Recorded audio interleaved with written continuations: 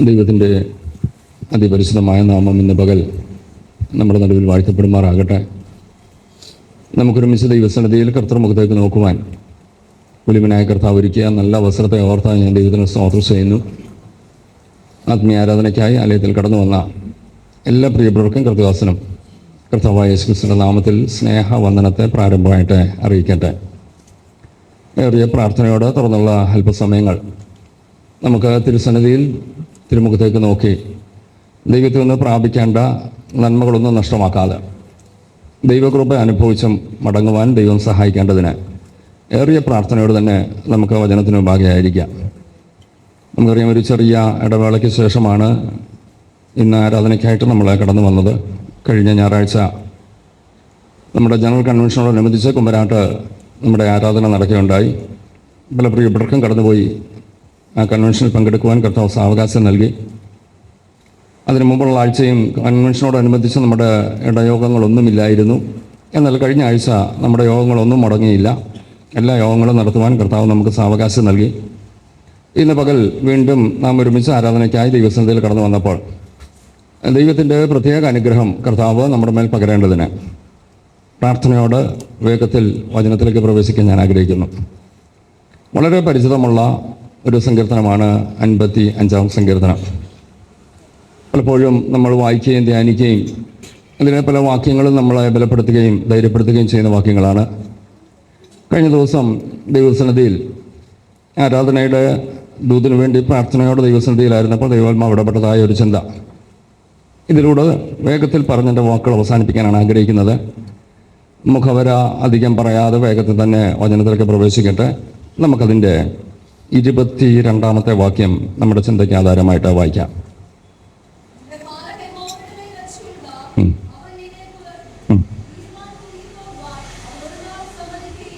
അതെ, ഇംഗ്ലീഷിലൂടെ വായിച്ചോളൂ. Cast your burden onto the Lord, and He shall sustain you. He shall never permit the righteous to be moved. വളരെ പരിചിതമായ ഒരു വാക്യമാണ്, വളരെ സിമ്പിൾ.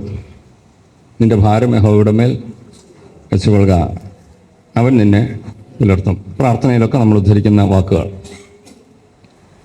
സങ്കീർത്തനത്തിൽ ധ്യാനിച്ചു വന്നപ്പോൾ ഈ വചനം പെട്ടെന്ന് ഞാനവിടെ സ്റ്റോപ്പായി. ദൈവാത്മാവ് അതിലൂടെ ചില ചിന്തകൾ അറിയിച്ചത് പങ്കുവയ്ക്കുകയാണ്.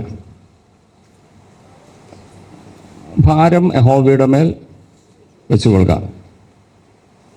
സങ്കീർത്തനത്തിൽ ദാവീദ് തൻ്റെ അനുഭവം, ഇതിൻ്റെ പശ്ചാത്തലം ഒരു വാക്കിൽ പറഞ്ഞാൽ അബ്ശാലോമിനെ ഭയപ്പെട്ട് താൻ ഓടി ഒളിച്ച കാലത്ത് ഒരു ദിവസം അബ്ശാലോം രാജാവായി അവരോധിക്കപ്പെട്ടു. ദാവീദും കൂട്ടരും പേടിച്ച് ഓടുകയാണ്. ഓരോ ദിവസം കഴിയുന്തോറും അബ്ശാലോമിൻ്റെ കൂട്ടത്തിലുള്ളവരുടെ നമ്പർ വർദ്ധിക്കുന്നു, ദാവീദിൻ്റെ കൂടെ ഉള്ളവരുടെ എണ്ണം കുറയുന്നു. അപ്പോഴും തനിക്കൊരു ധൈര്യം, ഒരു മന്ത്രി തൻ്റെ ഒപ്പം ഉണ്ട്, അഹീതോഫേൽ. എന്നാൽ അവസാന നിമിഷം താൻ അറിഞ്ഞു അഹീതോഫേലും അബ്ശാലോമിൻ്റെ കൂടെ കൂടി. ശൗമയുടെ പുസ്തകം ആ ഭാഗം എഴുതിയ പല ഭാഗത്ത് ഒരു പ്രത്യേക പദം എഴുതിയിട്ടുണ്ട്. ഈ അഹീതോഫേൽ എന്തെങ്കിലും പറഞ്ഞാൽ ദൈവത്തിൻ്റെ ആലോചന പോലെ എന്ന് പറഞ്ഞാൽ വളരെ കറക്റ്റാണ്, വളരെ ബുദ്ധിമാനാണ് മനുഷ്യൻ. മുമ്പും പിമ്പും വഴികളൊക്കെ അടച്ച് കാര്യങ്ങളൊക്കെ ഗ്രഹിച്ച് ചിന്തിച്ച് മാത്രം ഉത്തരം തരുന്നൊരു മനുഷ്യൻ. അപ്പോൾ ഇദ്ദേഹം മറുപക്ഷത്ത് ശത്രുപക്ഷത്ത് ചേർന്നപ്പോൾ ദാവീദ് ആകെ തകർന്നു പോയി. അവിടെ പറയുന്ന ഒരു പ്രത്യേക പദം കൂടെ ദൈവമക്കളുടെ ശ്രദ്ധയിലേക്ക് എന്ന് കൊണ്ടുവരാം. അതിൻ്റെ 12-ാം വാക്യത്തിൽ 12 വായിച്ചാട്ടെ. ആ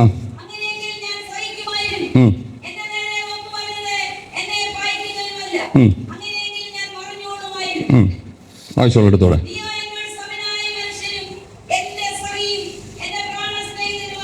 ഏറ്റവും ക്ലോസ് ആയിട്ട് നിന്ന വ്യക്തി ഒറ്റ നിമിഷം ശത്രുപാളയത്തിലെത്തി.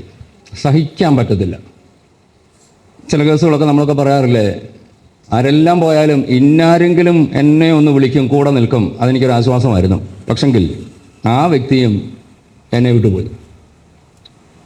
കാരണം നമുക്ക് ചില പ്രതീക്ഷകളുണ്ട് ചിലരെക്കുറിച്ച്, അല്ലെ ചില കണക്കൂട്ടലുകളുണ്ട്. അതുപോലും തെറ്റുമ്പോൾ ആകെ സമനില തെറ്റും. ദാവീദ് പറഞ്ഞാണ്, ആരെല്ലാം പോയാലും അബ്ശാലോം ഉണ്ടെ പിന്നെ പേടിക്കണ്ട, അഹീതോഫേൽ ഉണ്ടെ പേടിക്കണ്ട. പക്ഷെ അദ്ദേഹം പോയി. ഇങ്ങനെ ദൈവസന്നിധിയിൽ തന്നെ വിഷാദിച്ച് തൻ്റെ ഭാരങ്ങൾ ദൈവത്തോട് പറയുക. അതിൻ്റെ ഭാഗങ്ങളൊക്കെ നമ്മൾ വായിച്ചാൽ കാണാൻ കഴിയുന്നുണ്ട്. ഈ വേദനയും പ്രയാസമൊക്കെ വരുമ്പം ദൈവത്തിന് ചെന്നങ്ങ് പറഞ്ഞു ഒരു തെറ്റുമില്ല.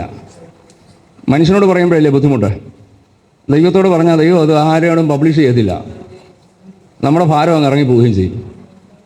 ദാവീദ് അങ്ങനെ പറഞ്ഞു വന്ന് 22-ാം വാക്യത്തിലെത്തിയപ്പോൾ ഒന്നുകൂടെ വായിച്ചോളാം വാക്യം. താൻ തന്നോട് തന്നെ പറയുക, നിനക്കൊത്തിരി ഭാരമുണ്ട്. ഇപ്പം നീ ഇപ്പം വീട്ടിലല്ല, കൊട്ടാരത്തിലല്ല, കാട്ടില. ഒരു കാലത്ത് കുറെ കാലം നീ കാട്ടിൽ അലഞ്ഞവനാ. എന്നാൽ ദൈവം നിന്നെ രാജസിംഹാസനത്തിൽ ഇരുത്തി. പക്ഷെങ്കിൽ ഒരിടവേള നിന്റെ മകൻ നിന്നെ ആ സിംഹാസനത്തിൽ നിന്ന് ഇറക്കി വിട്ടു. നീ ഇന്ന് എങ്ങുമല്ലാതെ നിൽക്കുന്നു. പക്ഷെ ഒത്തിരി ഭാരമുണ്ട്. താൻ ദൈവസന്നിധി ഇങ്ങനെ പ്രാർത്ഥിച്ചു വന്നപ്പോൾ പറയുകയാണ്, നിന്റെ ഭാരം യഹോവയുടെ മേൽ വെച്ചുകൊള്ളുക, അവൻ നിന്നെ പുലർത്തും. നിന്റെ ഭാരം, നിനക്ക് ഒത്തിരി ഭാരമുണ്ട്, പക്ഷെ നിനക്ക് വെക്കാൻ ഒറ്റ ഇടമുണ്ട്. എവിടെ? യഹോവയുടെ മേൽ. കാരണം ഈ ദാവീദിൻ്റെ കൂടെ നടക്കുന്ന ആൾക്കാരുടെ ഒരു ലിസ്റ്റ് 2 ശമൂവേൽ, സോറി ഒന്ന് എടുത്തോട്ടെ, വാക്യം കൂടി ഞാനൊന്ന് പെട്ടെന്ന് ഉറപ്പിക്കാം. 2 ശമൂവേൽ 1 ശമൂവേൽ എടുത്തേ. 22-ാം അധ്യായത്തിൻ്റെ 1-2 വാക്യങ്ങൾ. അവിടെ ദാവീദിൻ്റെ കൂടെ ഉള്ളവരുടെ ഒരു ചെറിയ ലിസ്റ്റ് കാണുന്നുണ്ട്.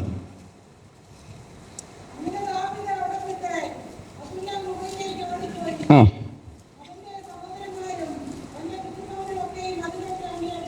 ഇനി വളരെ ശ്രദ്ധിച്ച് കേട്ടോണം, വായിച്ചോളൂ. 2-ാം വാക്യം. ആ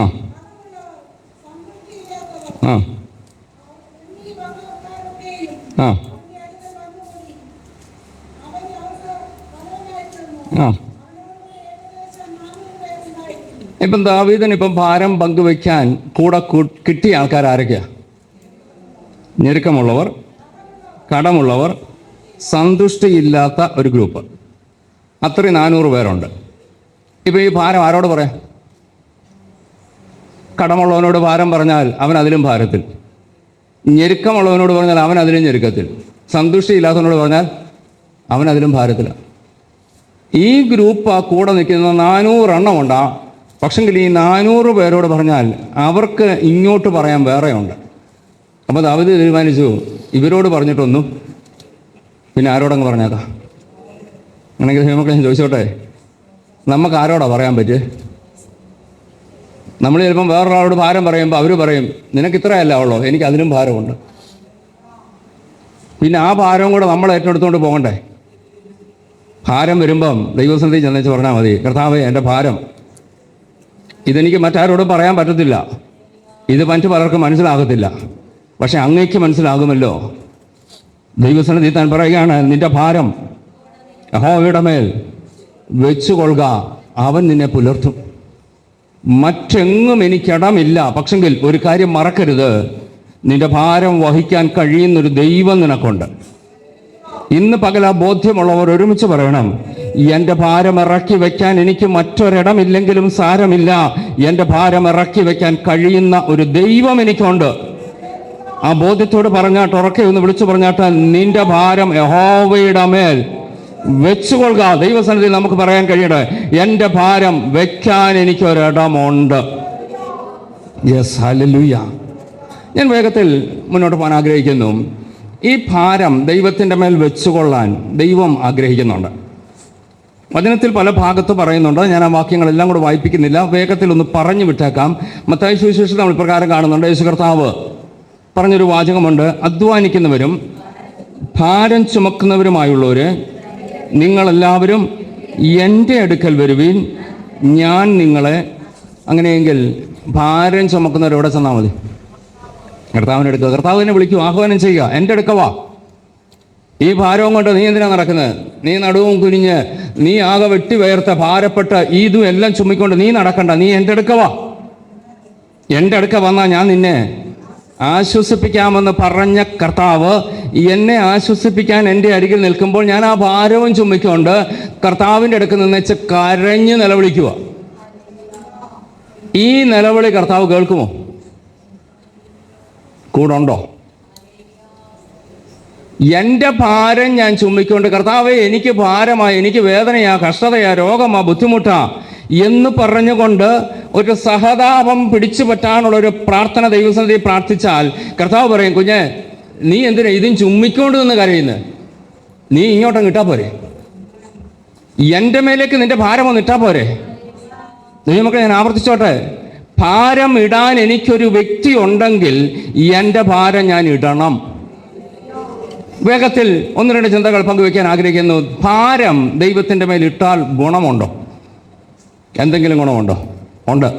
ഒന്നാമത്തെ ഗുണം ഞാൻ പറയാം, ദൈവവും നമ്മളുമായിട്ടുള്ള ടേംസ് ശരിയാവും. ഞാൻ നമുക്കൊന്നും പറയുന്നു, നമുക്കൊക്കെ ദൈവത്തെ ഭയങ്കര സ്നേഹമാണ്, ദൈവത്തിന് നമ്മളെ സ്നേഹമാണ്. പക്ഷേ ആ ടേംസ് എങ്ങനെ ഉണ്ട്? ആ ബന്ധം എങ്ങനെ ഉണ്ട്? ഈ ഭാരം ഇട്ടാൽ ദൈവവുമായിട്ടുള്ള എൻ്റെ ടേംസ്, എൻ്റെ കറക്റ്റ് വാക്ക്, ആ ബന്ധം ശരിയാവും. അപ്പോസ്തലനായ പത്രോസ് തൻ്റെ 1-ാം ലേഖനത്തിൻ്റെ 5-ാം വാക്യം 5-ാം അധ്യായത്തിൻ്റെ 7-ാം വാക്യം നമുക്കറിയാവുന്ന വചനമാണ്.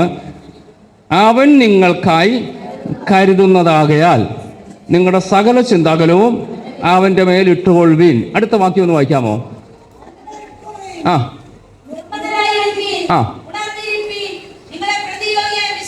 ആ മതി. അങ്ങനെയെങ്കിൽ ഈ 2 വാക്യം കൂടെ ബന്ധമുണ്ടോ? ഉണ്ട്.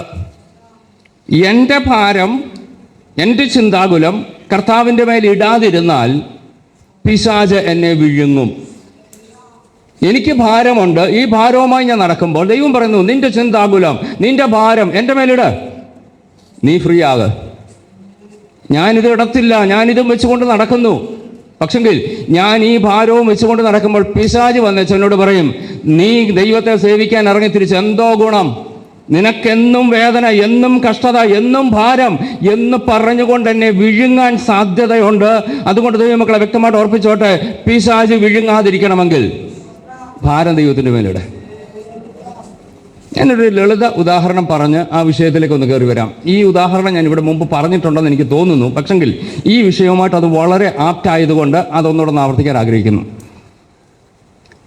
നിങ്ങൾ ഭാരമേറിയ ചുമടുമെടുത്തുകൊണ്ട് നടക്കുന്നു എന്ന് കരുതുക. ഇന്ന് കാലത്ത് ആരും നടക്കാറില്ല. ഒരു ഭാവന, വണ്ടിയുണ്ട് നമുക്ക്, അല്ലെങ്കിൽ ഏതെങ്കിലും വണ്ടി പിടിക്കും.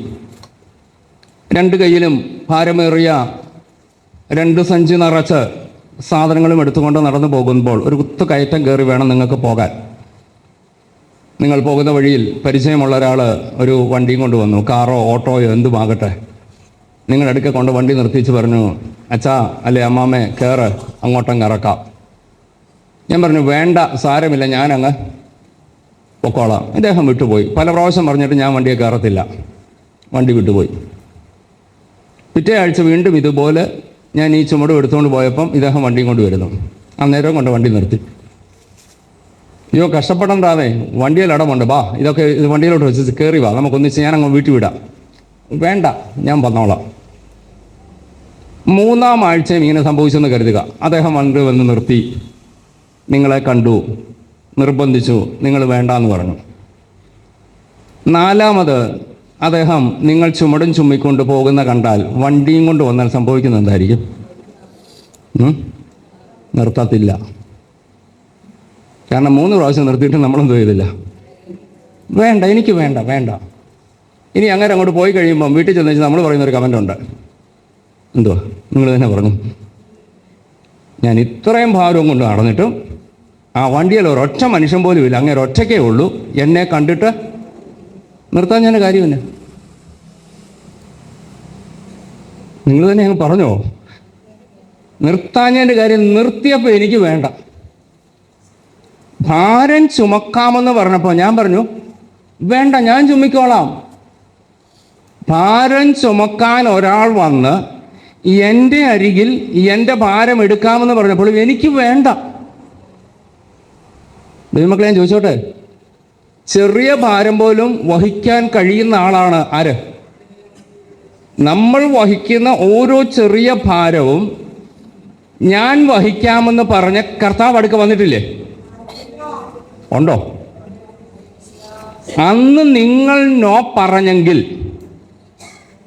നാളുകളിൽ ചിലപ്പോൾ ദൈവം എന്നെ സഹായിച്ചെന്ന് വരികയില്ല. നമുക്ക് ചില ചിന്തകളൊക്കെ ഉണ്ടാവും. അങ്ങനെയെങ്കിൽ ദൈവം ക്രൂരനാണോ? ദൈവം ക്രൂരനൊന്നുമല്ല. 85-ാം സങ്കീർത്തനത്തിൽ ഒരു പ്രത്യേക പദമുണ്ട്, യഹോവേ ദൈവമേ ഞങ്ങളോടുള്ള നിന്റെ നീരസം മതിയാക്കണമേ. ആ വാക്കിൻ്റെ അർത്ഥം എന്നാ? ഒന്നും എടുക്കാമോ? 85 സങ്കീർത്തനം ഒന്ന് എടുത്തേ. നമ്മളെ റെഫറൻസ് ഒന്ന് പറഞ്ഞേരെ. 4-ാം വാക്യം. Okay.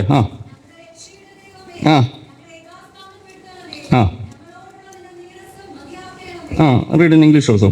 Verse 4. Restore us, O God of our salvation, and cause your anger toward us to cease. ദൈവത്തിൻ്റെ നീരസം എന്ന് പറഞ്ഞാൽ ദൈവത്തിന് ഇപ്പം എന്നോട് രസമില്ല. നമ്മൾ നേരത്തെ പറഞ്ഞ വാക്ക് പറയാം, ടേംസിലല്ല. എങ്ങനെ ദൈവത്തിന് നീരസം വന്ന്? എന്ത് ചെയ്തിട്ടാ? ഞാൻ വലിയ പാപമൊന്നും ചെയ്തില്ല. ഞാൻ ലിസ്റ്റിൽപ്പെട്ട ആ മാരക പാപങ്ങളൊന്നും ചെയ്തില്ല. പക്ഷെങ്കിൽ ഇപ്പം ദൈവത്തിന് എന്തോ അല്ലേ എന്നോട് ഒരു രസമില്ല. ദൈവത്തിന് ഇപ്പം എന്നോടെന്തോ നീരസമാണ്. കാരണം എന്നാ?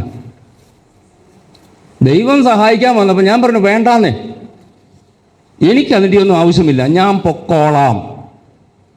ദൈവം തീരുമാനിച്ചു നീ പോകുന്നേ പോ, നീ കഷ്ടപ്പെടുന്നേ കഷ്ടപ്പെട, ഞാൻ സഹായിക്കാൻ കൂടെ ഉണ്ട്. നിനക്ക് എന്നെ വേണ്ടെങ്കിൽ പിന്നെ ഞാൻ എന്തിനാ പാടുപെടുന്നത്?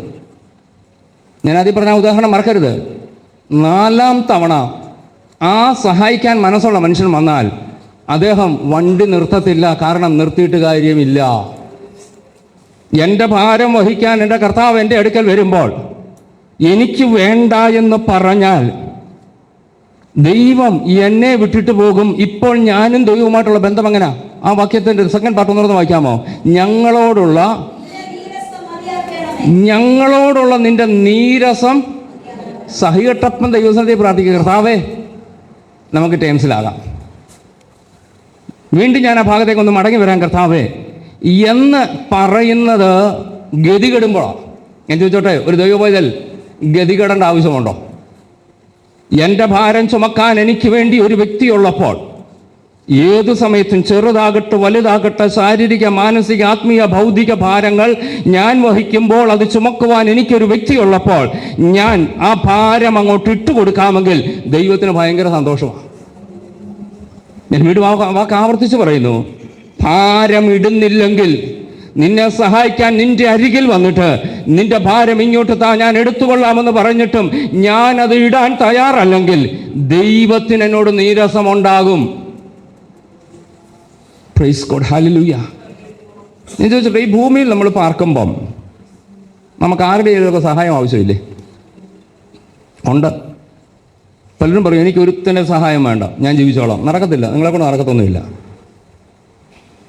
ഞാൻ ചോദിച്ചോട്ടെ, ഈ ജനിച്ചു കഴിഞ്ഞ് ആരുടെയെങ്കിലും ഒക്കെ സഹായം ഉണ്ടായിട്ടില്ലേ നമ്മൾ ഇത്രത്തോളം ആയത്? മൃഗം നമുക്കറിയാം, ജനിച്ച് ഏതാനും മിനിറ്റ് കഴിയുമ്പോഴത്തേക്കും അത് കാലേ കുത്തി നിന്ന് പാല് കുടിക്കും. മനുഷ്യനെ കൊണ്ട് പറ്റുമോ ഇത്? ജനിച്ചു കഴിഞ്ഞും ആരോ സഹായിച്ചുകൊണ്ടാണ് ഞാൻ ഇന്ന് ജീവനോടായിരിക്കുന്നത്. ഇനി ചോദിച്ചോട്ടെ, മരിച്ചു കഴിഞ്ഞാലോ? തന്നെ പോയി കല്ലറ കയറുമോ? ആരും എന്നെ സഹായിക്കണ്ട, ഞാൻ മരിച്ചു, ഞാൻ പോയി കല്ലറ കയറിക്കോളാം. നടക്കത്തില്ല. ചോദിച്ചോട്ടെ, ജനനം മുതൽ മരണം വരെ ജനനത്തിൽ എനിക്ക് ആരുടെയോ സഹായം വേണ്ടിയിരുന്നു, മരിച്ചു കഴിഞ്ഞാലും എനിക്ക് ആരുടെയോ സഹായം വേണം. ഇനിയും ചോദിച്ചോട്ടെ, ഈ ജനനത്തിനും മരണത്തിനോടൊക്കെയുള്ള ജീവിതത്തിലോ അന്നേരം എനിക്ക് ആരുടെയൊക്കെ സഹായം വേണം. വേണ്ടാന്ന് പറയരുത്. വേണ്ടാന്ന് പറഞ്ഞാൽ അവളെ പ്രശ്നം ആവശ്യത്തിന് ചിലപ്പോൾ ആളെ കിട്ടിയെന്നിരിക്കത്തില്ല. എന്നെ കൊണ്ട് കഴിയാത്തത് വേറൊരാളെ കൊണ്ട് കഴിയും, അത് ഞാൻ ആ ആളിന് സ്വീകരിക്കണം. ആ ആളിന് കഴിയാത്തത് എന്നെ കൊണ്ട് കഴിയുമെങ്കിൽ ഞാൻ അവർക്ക് വേണ്ടി ചെയ്തു കൊടുക്കണം. ഞാൻ പറഞ്ഞത്, നമ്മുടെ ജനനം മുതൽ മരണം വരെ എനിക്ക് ആരുടെയെങ്കിലും സഹായം വേണമെങ്കിൽ എൻ്റെ ജീവിതത്തിൽ ആരെയെങ്കിലും ഒക്കെ സഹായിക്കാൻ എനിക്ക് കഴിയണം, ആരുടെയെങ്കിലും ഒക്കെ ഭാരം ഏറ്റെടുക്കാൻ എനിക്ക് കഴിയണം. അത് ഏറ്റെടുത്താൽ എൻ്റെ ജീവിതം ധന്യമാവും. കൃപ, ദൈവകൃപ, ഹല്ലേലൂയ. അങ്ങനെ ഞാൻ വേഗത്തിൽ മുന്നോട്ട് പോവുകയാണ്. ഈ ഭാരം ദൈവത്തിൻ്റെ മേലിട്ടാലുള്ള ഗുണം, ദൈവവും നമ്മളും തമ്മിലുള്ള ടേംസ് ശരിയാകും. Yes, hallelujah. അങ്ങനെയെങ്കിൽ ഈ ആയുസ്സിൽ എന്നെ കൊണ്ട് കഴിയുന്നത് മറ്റൊരാൾക്ക് വേണ്ടി എന്തെങ്കിലും ചെയ്യാൻ കഴിഞ്ഞാൽ, മറ്റൊരാളുടെ ഭാരം എനിക്ക് ഏറ്റെടുക്കാൻ കഴിഞ്ഞാൽ, എല്ലാം ഏറ്റെടുക്കാൻ കഴിയണമെന്നില്ല. നിങ്ങളെ കൊണ്ട് ഏറ്റെടുക്കാൻ കഴിയുന്നൊരു ഭാരം വേറൊരു വ്യക്തിയുടേത് നിങ്ങൾ ഏറ്റെടുത്താൽ നിങ്ങളുടെ ജീവിതം ധന്യമാകും. ഞാൻ വേഗത്തിൽ അടുത്ത ചിന്തയിലേക്ക് മുന്നോട്ട് പോവുകയാണ്. ഒന്നാമത്തെ ചിന്ത ഞാൻ പറഞ്ഞല്ലോ, ഭാരം ദൈവത്തിൻ്റെ മേലിട്ടാലുള്ള ഗുണം, ദൈവമായിട്ടുള്ള ടേംസ് ശരിയാകും. 2, ഭാരം ദൈവത്തിൻ്റെ മേലിട്ടാലുള്ള ഗുണം, എൻ്റെ ഓട്ടം സ്ഥിരതയോടെ ഓടാൻ പറ്റും. എബ്രായ ലേഖനം 12-ാം അധ്യായത്തിൻ്റെ 1-ാം വാക്യം വായിച്ചോളൂ.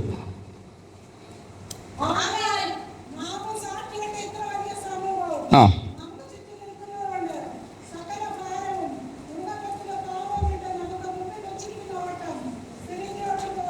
മതി. അവിടെ വായിച്ച വാക്യം നമ്മൾ ശ്രദ്ധിച്ചല്ലോ. വായിച്ചോളൂ, ഇംഗ്ലീഷോട് വായിച്ചോളൂ. Therefore, ഞാനല്ലേ തുടങ്ങുന്നത്. വായിച്ചോ 12-ന്റെ 1. Therefore we also, since we are surrounded by so great a cloud of witness, let us lay aside every weight and the sin which is so easily ensnares us, and let us run with endurance the race that is set before us. Every weight, എല്ലാ ഭാരവും. അവിടെ എഴുതിയിരിക്കുന്നത്, ഈ ഓട്ടം സ്ഥിരമാകണമെങ്കിൽ ഭാരം കൊണ്ട് നടക്കാനൊക്കത്തില്ല. ഞാൻ നമുക്കൊന്നുകൂടെ പറയാം. 1-ാമത്തെ ചിന്ത ഞാൻ അപ്പോൾ ഓർപ്പിച്ചു. ദൈവമായിട്ടുള്ള ടേംസ് ശരിയാകണമെങ്കിൽ ഭാരം കർത്താവിൻ്റെ മേൽ ഇടണം. 2, എൻ്റെ ഓട്ടം സ്ഥിരതയോടെ ഓടണമെങ്കിൽ ഭാരം ആരുടെ മേൽ ഇടണം? ദൈവത്തിൻ്റെ മേൽ ഇടണം. നമുക്കറിയാം, ആത്മീയ ജീവിതം ഒരോട്ടമാണ്, ഒരോട്ടക്കളമാണ്. ഈ ഓട്ടക്കളത്തിൽ ഓടുമ്പം ഭാരവും കൊണ്ട് ഓടിയാൽ എനിക്ക് ഓടാൻ പറ്റത്തില്ല. കർത്താവ് പറയുന്നു, അവിടെ എഴുതിക്കുന്ന, ആകയാൽ നാമും സാക്ഷികൾ ഇത്ര വലിയ സമൂഹം നമുക്ക് ചുറ്റും നിൽക്കുന്നത് കൊണ്ട് സകല ഭാരവും മുറുകെ പറ്റുന്ന പാപവും വിട്ട് നമുക്ക് മുമ്പിൽ വെച്ചിരിക്കുന്ന ഓട്ടം. അങ്ങനെയെങ്കിൽ ഓട്ടത്തിന് സ്ഥിരത ഉണ്ടാകണമെങ്കിൽ ഭാരം മാറ്റണം. ഭാരം ആരുടെ മേലിടണം? കർത്താവിൻ്റെ മേലിടണം. ഇതും എടുത്തു വെച്ചുകൊണ്ട്, ഭാരമെന്ന് പറഞ്ഞാൽ ഒരുപക്ഷെ ചില ടെൻഷൻസ് ആകാം, എന്തെങ്കിലും ഭാരം. ഓരോരുത്തർക്കും എന്തെങ്കിലുമൊക്കെ ഉണ്ടല്ലോ. ചില സാമ്പത്തിക ബുദ്ധിമുട്ടുകളാകാം, മാനസിക സംഘർഷങ്ങളാകാം, തലമുറയുടെ ഭാവിയാകാം, എന്തുമാകട്ടെ, പല ടെൻഷൻസ്, പല വിഷയങ്ങൾ. ഈ ഏത് ഭാരവും ആരുടെ മേലിടാം? എൻ്റെ കർത്താവിൻ്റെ മേലിടാം. കർത്താവിൻ്റെ മേലേക്ക് ഈ ഭാരം ഇട്ടിട്ട് ഓടിയാൽ എൻ്റെ ഓട്ടം ശരിയാവും. ഇല്ലെങ്കിലോ ഓട്ടം ശരിയാകത്തില്ല. ഞാനൊരു മറ്റൊരു വിഷയത്തിലേക്ക്, ഇത് മറ്റൊരു ഭാഗത്തേക്ക് ഒന്ന് തിരിക്കാൻ പോവുകയാണ്. ഈ ഓട്ടത്തിൽ വരുന്ന ഭാരം, ഞാൻ പറഞ്ഞല്ലോ, മാനസിക സംഘർഷങ്ങളൊക്കെ ഒത്തിരി ഭാരമാണ്. എന്നാൽ ജോസഫ് തൻ്റെ വീട്ടിൽ, നമുക്ക് ആ ചരിത്രമൊക്കെ അറിയാവുന്നതുകൊണ്ട് വിശദീകരിക്കാതെ പോവുകയാണ്. ഈ ജോസഫിനെ കൊണ്ട് പൊട്ടക്കുഴിയിലിട്ട ചരിത്രം നമുക്കറിയാം. ആരാ കൊണ്ടിട്ടത്? അവിടെ എഴുതിയിട്ടുണ്ട്, അവൻ കെഞ്ചു, അച്ചാച്ചന്മാരെ പ്ലീസ് എന്നെ ഒന്ന് കയറ്റിവിട്, ഞാൻ അപ്പൻ്റെ വീട്ടിൽ പോക്കോളാം, ഈ കുഴിയിൽ ഇറക്കല്ലേ. അതിനകത്ത് പിടിച്ചിട്ടു. ഒടുവിൽ അടിമയായി വിൽക്കുമ്പോഴും ജോസഫ് കിടന്ന് കരയുന്നുണ്ട്. പിന്നീട് അവർ പറയുന്ന, കുറ്റബോധത്തോടെ പറയുന്നൊരു വാക്കുണ്ട്, നമ്മുടെ സഹോദരൻ നമ്മോട് കെഞ്ചിയാറ്, അവൻ്റെ പ്രാണസങ്കടം നമ്മൾ കേൾക്കാഞ്ഞത് കൊണ്ടാണ് ഇതൊക്കെ ഭവിച്ചത് എന്നവർ പറയുമ്പോൾ, അങ്ങനെയെങ്കിൽ ജോസഫിൻ്റെ ആ കരച്ചിൽ, വേദന എത്ര വലുതാണ്. ഇനി ഞാൻ ചോദിച്ചോട്ടെ, ഈ ജോസഫ് പൊട്ടക്കുഴി ചെന്നു, മിദ്യാന കച്ചവടക്കാരുടെ കൈ ചെന്നു, പൊത്തിപ്പേരുടെ ഭവനത്തിൽ ചെന്നു, കുണ്ടറയിലെത്തി, ഇപ്പോൾ സിംഹാസനത്തിലിരിക്കുന്നു. ജോസഫ് ഓടിയപ്പം ജോസഫിന് വേണമെങ്കിൽ ഈ 10 എണ്ണത്തിനെ എടുത്ത് തലയിൽ വയ്ക്കാം. 10 സഹോദരന്മാർ. എന്നാലും ഇടയ്ക്കൊക്കെ എന്തോ ഒരേങ്ങലടി, അവരത് മനസ്സിലെന്തോ കിടക്കുന്നത്. എന്തായാലും ഒന്നും മിണ്ടാതെ, മനസ്സിലെന്തോ കിടപ്പുണ്ട്. ഓടാൻ പറ്റുമോ? പ്രാർത്ഥിക്കാൻ പറ്റുമോ? ഒന്ന് സന്തോഷിക്കാൻ പറ്റുമോ? ഒന്ന് കൈയടിച്ച് ആരാധിക്കണമെന്നുള്ളപ്പം, എന്നാലും ഇത് കിടന്നാൽ ഓട്ടം നടക്കത്തില്ല. ഞാൻ ചോദിച്ചിട്ട്, ജോസഫ് ഓടിയപ്പോൾ ഒരുത്തരെയും കൊണ്ടുപോയില്ല. ഈ 10 സഹോദരന്മാരെയും ഇറക്കി വെച്ചാ ഓടിയത്. എന്നാൽ സഹോദരന്മാർ ഓടുമ്പോഴൊക്കെ ജോസഫിനെ എടുത്തോണ്ടാണ് ഓടുന്നത്. ഒരു പ്രതിപസം എടുത്ത് ഒരു വാക്യം ഞാൻ വായിച്ച് കേൾപ്പിക്കാം. 37-ാം അധ്യായം ഒന്ന് എടുത്തേ. 11-ാം വാക്യം ഒന്ന് വായിച്ചേ. 37-11 മതി. അതിൻ്റെ മുകളിലത്തെ ഭാഗമൊക്കെ വായിക്കേണ്ട, നമുക്കറിയാമല്ലോ. ജോസഫ് താൻ കണ്ട ദർശനം വിവരിച്ചു. അവിടെ എഴുതിയിരിക്കുന്നത് ഒരു പ്രത്യേക പദമാണ്. ഒരിക്കൽ കൂടെ വായിച്ചോ മാമേ. അവൻ്റെ സഹോദരന്മാർക്ക് അവനോട് ഈ അസൂയ എന്തുവാ? ഒരു ഭാരമാണ്. സഹോദരന്മാർക്ക് ഇപ്പം ജോസഫിനോട് അസൂയ തോന്നി. ഇപ്പം സഹോദരന്മാരുടെ ഉള്ളിൽ എന്തോ ഉണ്ട്? അസൂയ എന്ന ഭാരമുണ്ട്. ഇതൊരു ഭാരമാണോ? വേദോസം ശരിക്കും പഠിച്ചത് ഇതൊക്കെയാണ് ഏറ്റവും വലിയ ഭാരങ്ങൾ. മറ്റൊരാളോട് ഉള്ള അസൂയ ഒരു ഭാരമാണ്. ഓടാനൊക്കത്തില്ല. മറ്റൊരാളുടെ നന്മ കാണുമ്പോൾ എനിക്ക് സന്തോഷിക്കാൻ കഴിയുന്നില്ലെങ്കിൽ എൻ്റെ ഉള്ളിൽ എന്തോ ഭാരമുണ്ട്. ഇതേക്കുറിച്ച് അല്പം വിശദീകരിക്കേണ്ടതാണെങ്കിലും സമയത്തിന് പരിധി ഉള്ളത് കൊണ്ട് തൽക്കാലം അതിൻ്റെ ഒരു ചെറിയ ഭാഗം പറഞ്ഞു പോകാൻ ദൈവം അനുവദിച്ചാൽ പിന്നീട് ഞാൻ ആ ഭാഗം ഒന്ന് വിശദീകരിക്കാം. നമ്മൾ ഓർക്കണം, ഈ അസൂയ ഒരു വലിയ ഭാരമാണ്. തിരിച്ചറിയണം. ഞാൻ ഒരു ടെസ്റ്റ് നിങ്ങൾ തന്നെ നോക്കിക്കോ. അസൂയ ഉള്ളിലുണ്ടെങ്കിൽ മറ്റൊരാളുടെ ഉയർച്ചയിൽ എനിക്ക് സന്തോഷിക്കാൻ, അപ്പം സന്തോഷിക്കുക എന്ന് പറയുന്നത് എന്തുവാ? ഒരു ഭാരമില്ലായ്മയാണ്. ഞാൻ സന്തോഷിക്കുന്നില്ല, അതിൻ്റെ അർത്ഥം എന്നാ? എൻ്റെ ഉള്ളിൽ ഭാരമുണ്ട്. ചിലരോട് നമ്മൾ പറയത്തില്ല, ഒന്ന് ചിരിച്ചേ, അവരോട് എന്നോ കണ്ടിട്ട് ഇരിക്കാനോ. ചില ആൾക്കാരുടെ മുഖമൊക്കെ കാണുമ്പോൾ നമുക്ക് എന്നോ പറ്റി, മുഖം കാണുമ്പോൾ അറിയാമല്ലോ.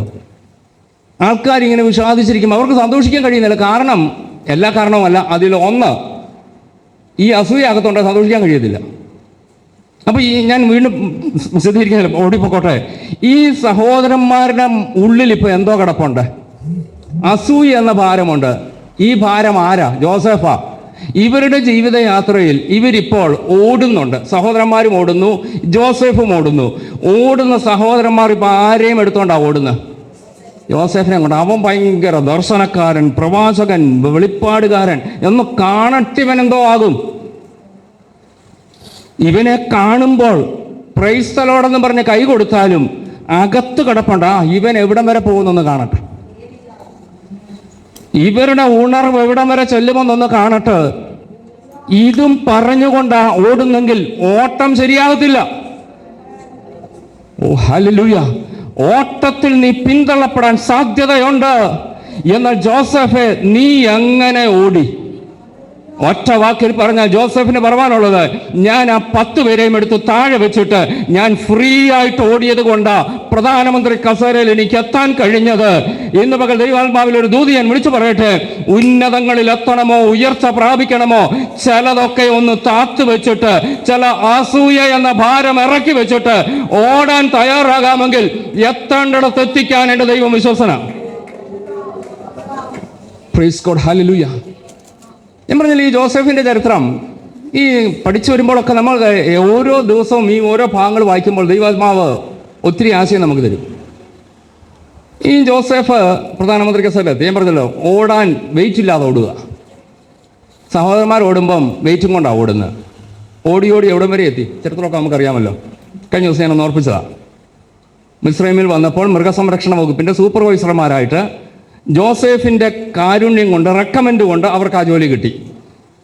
ഒറ്റ ഒരാളെ വഹിച്ചുകൊണ്ട് ഓടിയിട്ടാണ്. അങ്ങനെയെങ്കിൽ ജോസഫ് ഈ 10 എണ്ണത്തിനെയും കൊണ്ട് ഓടിയിരുന്നതിൽ എങ്ങും എത്തത്തില്ലായിരുന്നു. ഞാൻ ആ വാക്ക് ആവർത്തിച്ച് പറയുന്നു. ദൈവാത്മാവ് അത് വീണ്ടും പറയാൻ എന്നോട് പറഞ്ഞതുകൊണ്ട് പറയുന്നു. അസൂയ ആരെക്കുറിച്ചെങ്കിലും ഉള്ളിൽ കയറിയിട്ടുണ്ടെങ്കിൽ ഇറക്കിയിട്ടേച്ച് ഓടാമോ, നിങ്ങൾക്ക് എത്തേണ്ടത് എത്താം. ആരെയെങ്കിലും കാണുമ്പോൾ, ആരുടെയെങ്കിലും മക്കളെ കാണുമ്പോൾ, ആരുടെയെങ്കിലും എന്തെങ്കിലും കാണുമ്പോൾ, ആരുടെയെങ്കിലും എന്തെങ്കിലും ഉയർച്ച വരുമ്പോൾ എൻ്റെ ഉള്ളിൽ അസൂയ തോന്നുന്നെങ്കിൽ അതിൻ്റെ അർത്ഥം ഞാനൊരു ഭാരം എടുത്തു വെച്ചു. ഈ ഭാരവും കൊണ്ട് ഓടിയാൽ ഞാൻ തളർന്നു പോകും, എനിക്ക് മുന്നേറാൻ കഴിയത്തില്ല, എത്തേണ്ടടുത്ത് എത്താൻ കഴിയത്തില്ല. ദൈവത്തോട് പ്രാർത്ഥിക്കുക, കർത്താവേ, ഈ ഭാരം ഇറക്കി വെക്കാനുള്ള കൃപ തരണമേ. ഈ ജോസഫിൻ്റെ യാത്രയിൽ ഞാൻ പറഞ്ഞല്ലോ, തൻ്റെ മനസ്സിൽ ഈ സഹോദരന്മാരെന്നൊരു ചിന്ത, അല്ലെങ്കിൽ അവർ വേദനിപ്പിച്ച വേദനയില്ലായിരുന്നു. ഞാൻ ഒരു വാക്യം ഒന്ന് ഓർപ്പിക്കാം. 47 അധ്യായം ഒന്നെടുത്തേ, അതിൻ്റെ 8 വാക്യം ഒന്ന് വായിച്ചേ. ഉൽപ്പത്തി പുസ്തകം.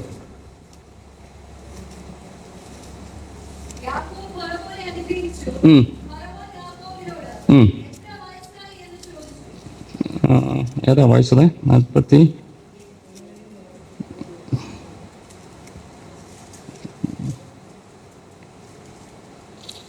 വാക്യം, 44 വന്നാട്ടെ.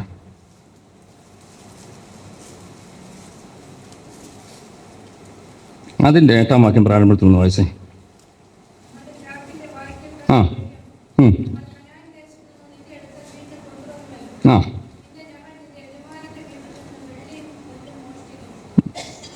ചരിത്രം ഞാൻ വേഗത്തിൽ പറയാം. അവിടെ പറഞ്ഞ വാചകം 1-2 കാര്യങ്ങൾ ഞാൻ ഓർപ്പിക്കാം. ഇവിടെ സംഭവിച്ചൊരു കാര്യമുണ്ട്. 2 വർഷം കഴിഞ്ഞപ്പോൾ യോസേഫിൻ്റെ സഹോദരന്മാർ ധാന്യം വാങ്ങാൻ മിസ്രൈമിൽ വന്നു. ഇവർ തിരിച്ചു പോയപ്പോൾ ഇവരുടെ പൈസ, അല്ലെങ്കിൽ ഈ ധാന്യത്തിൻ്റെ പൈസ ജോസഫ് ഇവരുടെ ആ ചാക്കിനകത്ത് വെച്ച് കൊടുത്തു. 10 പേരാ വന്നത്. 10 ചാക്ക് അരിയോ ഗോതമ്പോ എന്തുമാകട്ടെ ഇത് വാങ്ങിക്കൊണ്ട് പോയപ്പോൾ പൈസ കൊടുത്തു. പക്ഷെങ്കിൽ ഈ പൈസ ഈ വായ്ക്കൽ വെച്ചു. ഇവർ ജോസഫിൻ്റെ അടുത്ത് തിരിച്ചു വന്നേച്ച് ജോസഫിനോട് പറഞ്ഞു, ഞങ്ങളുടെ ചാക്കിൻ്റെ വായ്ക്കൽ പൈസ ഉണ്ട്. ഇത് പറഞ്ഞ് ജോസഫ്, നമുക്കറിയാമല്ലോ, ഒരാളുടെ ചാക്ക് അഴിച്ചപ്പോൾ ആ വായ്ക്കലുണ്ട്, ബാക്കി 9 പേരുടെയും ചാക്കിൻ്റെ അടിയിലാണ്. ആ ഭാഗത്ത് പിന്നീട് വായിച്ച ചാക്ക് ഒഴിക്കുമ്പോൾ, ഇംഗ്ലീഷിൽ അത് കൊടുത്തേക്കുന്ന ബോട്ടം എന്നാണ്, ഏറ്റവും അടിയിൽ കിടക്കുക. ഈ 9 പേര് പൈസ കണ്ടത് വീട്ടിൽ ചെന്നാണ്. ഒരുത്തൻ്റെ ചാക്കിൻ്റെ വായിക്ക പൈസ ഉണ്ട്. ഈ ജോസഫ് ഒരു കാര്യം ചെയ്തു, ശിമയോനെ ആ വാക്യങ്ങളെല്ലാം കൂടെ വായിപ്പിക്കാൻ സമയമില്ല, നിങ്ങൾ പിന്നീട് വായിച്ചോ, ഇപ്പോൾ ആരും വായിക്കാൻ പോകണ്ട, പിന്നീട് വായിച്ചു നോക്കണം. ശിമയോനെ പിടിച്ചു കെട്ടി ജയിലിലാക്കി, പൊക്കോളാൻ പറഞ്ഞു. ഇനിയും വരണമെങ്കിൽ ഇളയ ഒരുത്തനുണ്ടല്ലോ, നിങ്ങൾ തന്നെയല്ലേ പറഞ്ഞു ഇളയ ഒരുത്തനുണ്ടല്ലോ, അവനെ കൊണ്ടുവരാതെ ഇവനെ വിടാനൊക്കത്തില്ല, ഒരു പോക്ക്. അടുത്ത വരവ് നമുക്ക് കാണാൻ കഴിയുന്നത് ബെന്യാമീനെയും കൊണ്ട് വരുന്നു. ഈ ബെന്യാമീനെ തിരിച്ചു പോയപ്പോൾ ബെന്യാമീൻ്റെ ചാക്കിൻ്റെ വായ്ക്കൽ ജോസഫ് കഴിക്കുന്ന പാത്രം, പാനപാത്രവും ആ കഴിക്കുന്നതും കുടിക്കുന്നതും എല്ലാം കൂടി കെട്ടിവെച്ചു. പുറകെ പട്ടാളം ചെന്നേച്ച് പിടിച്ചു. നിങ്ങൾ കൊള്ളക്കാർ, കള്ളന്മാർ, നിൽക്കവിടെ. ഒരു ഞങ്ങളൊന്നും തെറ്റ് ചെയ്തിട്ടില്ല, അഴിക്കാൻ പറഞ്ഞു. കെട്ടഴിച്ചപ്പോൾ എന്താണ്ടിരിക്കുന്നു, ആരുടെ വാക്കിൻ്റെ വാക്കിലാണ്. ഇവരുടെ ടെൻഷൻ എന്തുമാത്രം വായിക്കാം. രൂപൻ പറഞ്ഞൊരു വാചകമുണ്ട്, ആ ബാലനെ വിട്, ഞാൻ മടക്കിക്കൊണ്ട് വരാം. ഈ 9 ചേട്ടന്മാരും ഉറപ്പായിട്ട് പറയാം, ഞങ്ങൾ മടക്കിക്കൊണ്ട് വരാമെന്ന് പറഞ്ഞവർക്ക് ഇപ്പം എന്തെങ്കിലും പറയാനുണ്ടോ? എന്നാൽ അവിടെ ജോസഫ് പറയുന്നൊരു പ്രത്യേക പദം എൻ്റെ ശ്രദ്ധയിൽ വന്നത്, അവിടെ ജോസഫ് പറയുന്നൊരു വാചകമുണ്ട്, ദൈവമാണ് എന്നെ ഇവിടേക്ക് അയച്ചത് എന്ന് ജോസഫ് പറയുന്ന ഒരു പ്രത്യേക പദം. ഞാനൊന്ന് നോക്കിക്കോട്ടെ, ഭാഗം പറയാം. അവിടെ ഇവരോട് പറയുന്നൊരു വാചകമുണ്ട്, ദൈവമാണ് എന്നെ ഇവിടേക്ക് അയച്ചത്, നിങ്ങളല്ല എന്ന് പറയുന്നൊരു ഭാഗം. അവിടെ തൽക്കാലം അവിടെ 50-ാം അധ്യായത്തിലേക്ക് വന്നിട്ട് അതിൻ്റെ 20-ാം വാക്യം വായിച്ചോളൂ. അവിടെ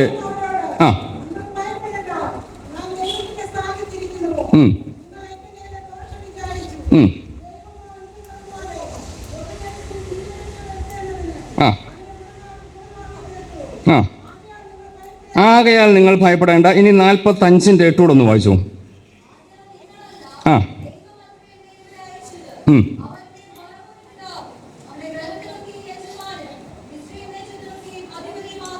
മതി, ഈ 2 വാക്ക് നിങ്ങൾ ശ്രദ്ധിച്ചോ.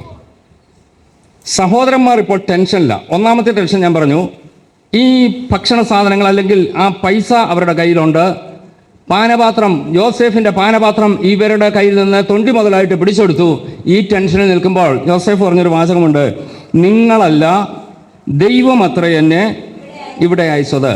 50-ാം അധ്യായത്തിൽ വരുമ്പോൾ യാക്കോബ് മരിച്ചു. അപ്പം മരിച്ചപ്പോൾ ഇവർ ടെൻഷനിലായി, ഇനിയും ജോസഫ് പ്രതികാരം നടത്തും. അവിടെയും ജോസഫ് പറഞ്ഞ വാക്കെന്തുവാ? നിങ്ങൾ എൻ്റെ നേരെ ദോഷം വിചാരിച്ചു.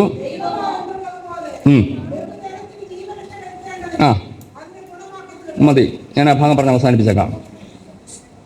ജോസഫ് എന്തുകൊണ്ടാ ആ കസേരയിലെത്തി? ഭാരം കൊണ്ട് പോയില്ല. ഒന്നുകൂടെ പറഞ്ഞോട്ടെ, ചിലത് മനസ്സിൽ വെച്ചില്ല. ഇനി അത് പറയുമ്പോൾ പ്രയാസം തോന്നല്ലേ. നമ്മൾ പറയും അവസരം കിട്ടിയതല്ലേ, കൊള്ളിച്ച് 2 വർത്താനം അങ്ങ് പറയണ്ടേ. ജോസഫിന് കൊള്ളിച്ച് പറയാൻ അവസരം കിട്ടിയില്ലേ? ജോസഫ് അന്ന് തെളിഞ്ഞു. ആ സഹോദരന്മാരുടെ മുമ്പിൽ പറഞ്ഞു, ഞാൻ ജോസഫാന്നൊക്കെ പറഞ്ഞേച്ച്, എടാടാ വലിയ ആൾ കളിക്കില്ല കേട്ടോ, അന്ന് നീയൊക്കെ എന്തോ കാണിച്ചത്, അതുകൊണ്ട് ഇപ്പോൾ എഴുതുന്ന പൂക്കണ്ണീർ ഒഴിക്കുന്നു, വല്ല കാര്യമുണ്ടോ? ഇവന്മാരും അവിടെ കുറ്റബോധത്തോടെ പറയുന്നുണ്ട്, നമ്മൾ അന്ന് അവനോട് കാണിച്ചതിൻ്റെ ശിക്ഷയായി കിട്ടുന്നത്. പക്ഷെങ്കിൽ അവിടെ ഇവർ കരഞ്ഞു, ഭയപ്പെട്ടെന്ന് എഴുതിയിരിക്കുന്നത്. ജോസഫ് എന്ന് പറഞ്ഞവർ ഞെട്ടിപ്പോയിടത്ത് ജോസഫ് പറയും, പേടിക്കണ്ട, നിങ്ങളല്ല എന്നെ ഇവിടെ അയച്ചത്, ദൈവം അയച്ചത്. ദൈവമക്കളെ ഞാൻ ഓർപ്പിച്ചോട്ടെ, ഈ മനസ്സുണ്ടോ ഉയരത്തിലെത്താം? Yes, hallelujah. ഞാൻ ആ ഭാരത്തെക്കുറിച്ച് ഞാൻ വീണ്ടും പറയുന്നു, അസൂയ എന്ന ഭാരം എൻ്റെ ഉള്ളിൽ നിന്ന് ഇറക്കി വിട്ടാൽ ദൈവം എന്നെക്കുറിച്ച് ആഗ്രഹിക്കുന്ന ഉയരത്തിൽ എനിക്കെത്താൻ കഴിയണമെങ്കിൽ എൻ്റെ ഉള്ളിൽ നിന്ന് അസൂയ എന്ന ഭാരത്തെ ഞാൻ ഇറക്കി വെക്കണം. കൃപ, ദൈവകൃപ, ഹല്ലേലൂയ. നമുക്ക് ദൈവത്തോട് പറയാം, കർത്താവേ, ഞാനായിട്ട് വേറൊരാളെ തരം കിട്ടിയാൽ വേദനിപ്പിക്കത്തില്ല. നിന്റെ നല്ല പ്രവൃത്തി കണ്ട് അവർക്ക് മാനസാന്തരം ഉണ്ടാകുന്നെങ്കിൽ മാനസാന്തരം ഉണ്ടാകട്ടെ. എനിക്ക് അവസരം കിട്ടുന്നിടത്ത് അവരെ വേദനിപ്പിക്കാൻ ഞാൻ പോകത്തില്ല. കൃപ, ദൈവകൃപ, ഹല്ലേലൂയ. ഞാൻ വീണ്ടും ആ ഭാഗം ആവർത്തിച്ചോട്ടെ. ജോസഫ് വെറുതെ അല്ല ഉന്നതിയിലെത്തിയത്. സഹോദരന്മാർ വെറുതെ അല്ല ആ നിലവാരത്തിൽ, അവർ താണ നിലവാരത്തിൽ എത്തിയതിന്റെ കാരണം അവരുടെ ഉള്ളിൽ ചില ഭാരങ്ങളുണ്ട്. ഈ പകൽ എൻ്റെ വാക്ക് ഇവിടെ അവസാനിപ്പിക്കുമ്പോൾ ഞാൻ ഓർപ്പിച്ചോട്ടെ, നമുക്ക് ദൈവത്തോടൊന്ന് പ്രാർത്ഥിക്കാം. കർത്താവേ, ചിലതിനെ വഹിച്ചുകൊണ്ട് ചില ചിന്തകൾ, ചില വാക്കുകൾ, ചില പ്രവൃത്തികൾ ഉള്ളിലൊരു ഭാരമാക്കിയിട്ടുകൊണ്ട് ഓടുന്നെങ്കിൽ എൻ്റെ ഓട്ടം സ്ഥിരതയോടെ ഓടാൻ കഴിയത്തില്ല. എൻ്റെ ഓട്ടം സ്ഥിരതയോടെ ഓടണമെങ്കിൽ ഞാൻ ചിലതൊക്കെ താത്തുവെച്ചേ മതിയാകത്തുള്ളൂ. കൃപ, ദൈവകൃപ. നമുക്ക് ദൈവത്തോടൊന്ന് പ്രാർത്ഥിക്കാം. കർത്താവേ, ഈ ദിവസങ്ങളിൽ എൻ്റെ ഭാരം യഹോവയുടെ മേൽ വയ്ക്കാൻ എനിക്ക് കൃപ തരണമേ. ദൈവവുമായിട്ടുള്ള ടേംസ് ശരിയാകാൻ കർത്താവേ എനിക്ക് കൃപ തരണമേ. എൻ്റെ ഓട്ടം സ്ഥിരതയോടെ ഓടുവാൻ കർത്താവേ ഈ ഭാരമൊക്കെ ഇറക്കി വയ്ക്കാൻ എനിക്ക് കൃപ തരണമേ. Yes, hallelujah. അങ്ങനെയെങ്കിൽ ഞാൻ ആ വചനത്തിൽ നിന്നുകൊണ്ട് ആവർത്തിച്ച് പറഞ്ഞോട്ടെ, എത്തേണ്ടിടത്തെത്തിക്കാൻ ദൈവം വിശ്വസൻ. ഭാരവും കൊണ്ട് ഓടിയാൽ പലരും നിന്നെ ഓവർടേക്ക് ചെയ്ത് ഓടിപ്പോകും. അത് കണ്ട് ഒന്നുകൂടെ എൻ്റെ ഭാരം വർദ്ധിക്കത്തേ ഉള്ളൂ. എന്നാൽ ചെയ്യേണ്ട ഒരൊറ്റ കാര്യമേ ഉള്ളൂ, എൻ്റെ ഭാരം ഒന്ന് ഇറക്കി വെക്കാമോ? ഞാൻ ആ വാക്ക് ആവർത്തിച്ചോട്ടെ, ബുദ്ധിമുട്ട് തോന്നരുത്. അസൂയ എന്ന ഭാരത്തെ ഇറക്കി വെച്ചിട്ട് ഓടാൻ തയ്യാറാകാമോ? നിനക്കെത്തേണ്ടിടത്തെത്താൻ എൻ്റെ ദൈവം നിനക്ക് കൃപ തരും. നമുക്ക് ദൈവത്തോടൊന്ന് പ്രാർത്ഥിക്കാൻ. കർത്താവേ, ഈ ദിവസങ്ങളിൽ അതിനുള്ള കൃപ എനിക്ക് തരണമേ. മറുഭാഗം കൂടെ പറഞ്ഞ് അവസാനിപ്പിക്കുന്നു. ഭാരം വെച്ചാൽ ഉള്ള ഗുണം നമ്മൾ ചിന്തിച്ചു. അടുത്തത്, ഭാരം ഇട്ടില്ലെങ്കിൽ ഉള്ള ദോഷം. ഒറ്റ വാക്കിൽ പറഞ്ഞ് വാക്കുകൾ അവസാനിപ്പിക്കാൻ ആഗ്രഹിക്കുകയാണ്. ഭാരം യഹോവയുടെ മേൽ വെച്ചുകൊള്ളുവാൻ ദൈവത്തിൻ്റെ വചനം പറയുമ്പോൾ നമ്മൾ ഭാരം ഇടുക. ഇട്ടില്ലെങ്കിൽ നമ്മൾ പറയും വലിയ കുഴപ്പമൊന്നും ഉണ്ടാകത്തില്ലല്ലോ എന്നാണ് ചിന്തിക്കുന്നത്. അല്ല, കുഴപ്പമുണ്ട്. ഉൽപ്പത്തി പുസ്തകത്തിലേക്ക് തന്നെ വരാം. ഒന്ന് രണ്ട് ചിന്തകളോട് ഓർപ്പിച്ച് ഞാൻ വാക്ക് അവസാനിപ്പിക്കാം. 21-ാം അധ്യായത്തിൻ്റെ 16-ാമത്തെ വാക്യം പ്രാരംഭത്തിലൊന്ന് വായിച്ചോളൂ.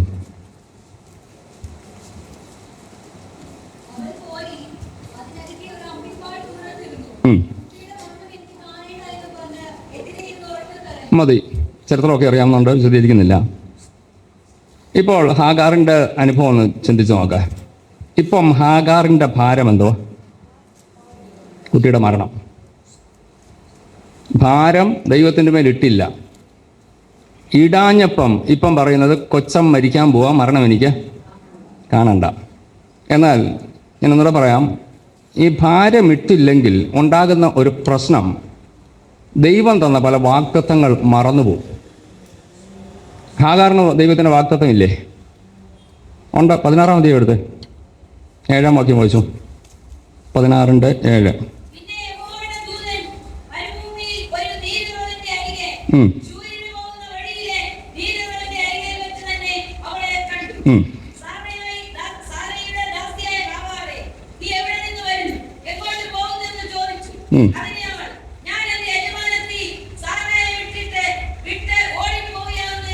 ഇനി 10 വായിച്ചു. ഇടയ്ക്ക് ഭാഗം വിട്ടേക്കാം. യഹോവയുടെ ദൂതൻ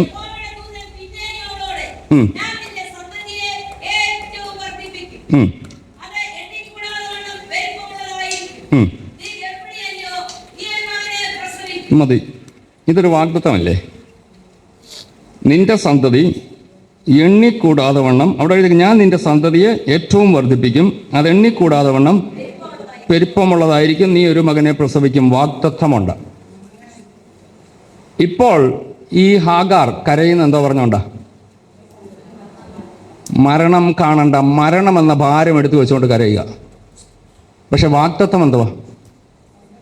ഈ മകന് മക്കളുണ്ടാകും, അത് എണ്ണിക്കൂടാതെ വണ്ണം വർദ്ധിപ്പിക്കും. ഈ വാഗ്ദത്തം മറന്നത് എപ്പോഴാണ്? ഭാരം ദൈവത്തിൻ്റെ മേൽ ഇടാഞ്ഞുകൊണ്ടാണ്. എൻ്റെ വാക്ക് ഞാനിവിടെ അവസാനിപ്പിക്കുക. ഭാരം ദൈവത്തിൻ്റെ മേൽ ഇട്ടില്ലെങ്കിൽ പ്രശ്നം എന്താ? വാഗ്ദത്തം പലതും മറക്കും. മറന്നിട്ട് അതും പറഞ്ഞുകൊണ്ട് നിലവിളിക്കും.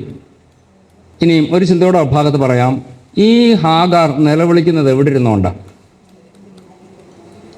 നീരുറവയുടെ അരികില. ഉറവ തുറന്നല്ല, കണ്ണ് തുറന്നല്ല. അപ്പം ഉറവ ഓൾറെഡി. അപ്പം ഈ വാക്തത്വം കിട്ടിയത് എവിടെ വെച്ചാ? 17 വാക്യം വായിച്ചേ. 7 വാക്യം ഒന്നുകൂടെ വായിച്ചേ. നേരത്തെ വായിച്ചേ 16:7. ആ, യഹോവയുടെ ദൂതൻ മരുഭൂമിയിൽ ഒരു നീരുറവിൻ്റെ അരികെ. ആ മതി. അങ്ങനെയെങ്കിൽ ഹാഗാറിന് വാക്തത്വം കൊടുത്തത് എവിടെ വെച്ചാ? ഇപ്പം ഭാരം എടുത്ത് വെച്ചേക്കുന്നത് എവിടെ വെച്ചാ? വാഗ്ദത്തം കിട്ടിയെടുത്ത് തന്നെ ഇപ്പം എന്തോ വെച്ചോണ്ടിരിക്കുക. മനസ്സിലാകുന്നുണ്ടോ? വാഗ്ദത്തം ഉണ്ടോ?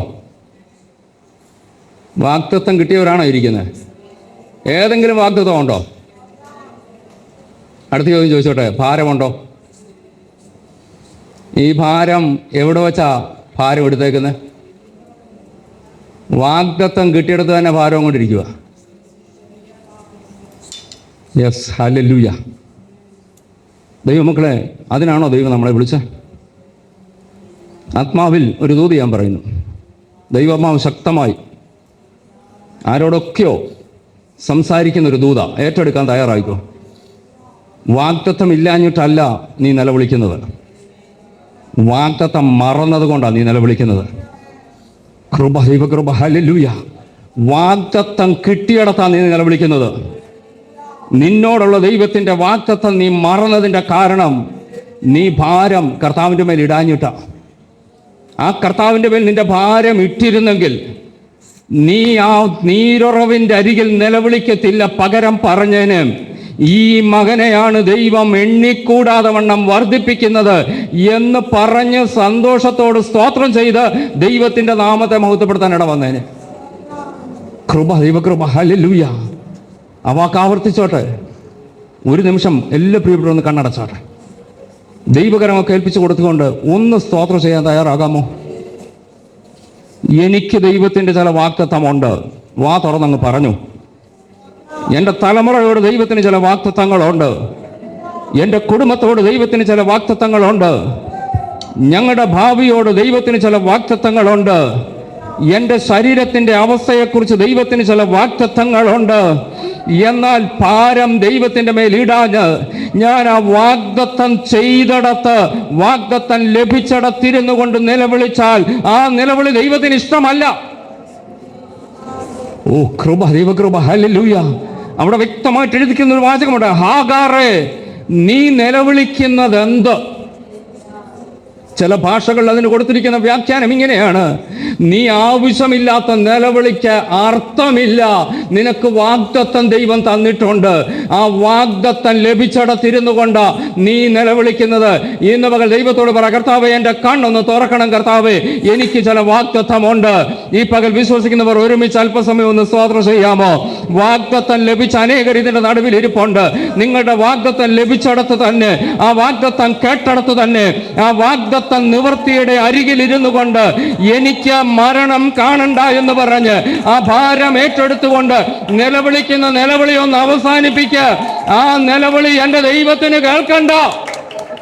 യേശുവിന്റെ നാമത്തിൽ, അധികാരമുള്ള നാമത്തിൽ ഇന്ന് പകൽ ദൈവാത്മാവ് വ്യക്തമായി പറയുന്നു, നിനക്ക് വാഗ്ദത്തം ഉണ്ടെങ്കിൽ നീ ആ വാഗ്ദത്തത്തെ മുറുകെ പിടിച്ചുകൊണ്ട് സന്തോഷത്തോടെ സ്തോത്രം ചെയ്യാൻ തയ്യാറാവുക.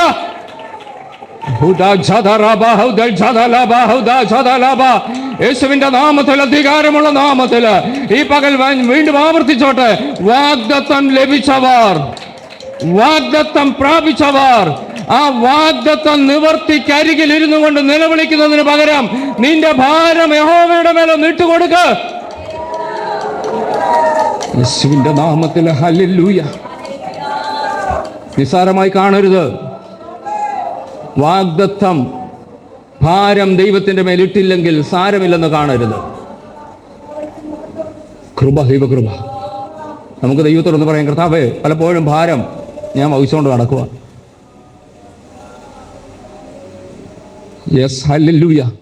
കർത്താവേ, പലപ്പോഴും ഞാൻ നെഗറ്റീവ് പറയുന്നത് വാഗ്ദത്തത്തിൻ്റെ അടുക്കൽ നിന്നുകൊണ്ട്, ആ നീരുറവിൻ്റെ അരികിലിരുന്നോണ്ട, എനിക്ക് വാഗ്ദത്തം ലഭിച്ചിടത്തിരുന്നോണ്ട ഞാൻ പലപ്പോഴും എല്ലാം തീർന്നെന്ന് പറയുന്നത്. ഇന്ന് പകൽ ദൈവത്തോട് പറയാം, കർത്താവേ എൻ്റെ കണ്ണൊന്ന് തുറക്കണം കർത്താവേ. ഒന്നാമത് നമ്മൾ ചെയ്യേണ്ടത് ഭാരം ദൈവത്തിൻ്റെ മേലിട്. എൻ്റെ ഭാരം ദൈവത്തിൻ്റെ മേലിട്ടാൽ ദൈവം എൻ്റെ കണ്ണ് തുറക്കും. ഏത് മരണത്തിൻ്റെ മുമ്പിലും, എത്ര മരണകരമായ ഭാരമേറിയ വിഷയത്തിന് മുമ്പിലും എന്നെ സഹായിപ്പാൻ കഴിയുന്ന ഒരു ദൈവമുണ്ടെന്നുള്ള വ്യക്തമായ ബോധ്യത്തോട് നമുക്ക് പറയാം, കർത്താവേ ആ ഭാരം യഹോവയുടെ മേൽ വിട്ടാൽ എനിക്ക് വേണ്ടിയുള്ള കരുതൽ എനിക്ക് കാണാൻ കഴിയും. നമുക്കതിനു വേണ്ടി ഒന്ന് സമർപ്പിച്ചു കൊടുക്കാം. ഇന്ന് പകൽ ഈ വചനം അതിനൊരു മുഖാന്തരമാകട്ടെ എന്നുള്ള പ്രാർത്ഥനയോട് ഞാൻ എൻ്റെ വാക്കുകൾക്ക് ഇവിടെ വിരാമം കൊടുക്കട്ടെ. വലിയവനായ ദൈവം നമ്മളേവരെയും സഹായിക്കുകയും അനുഗ്രഹിക്കുകയും ചെയ്യുമാറാകട്ടെ.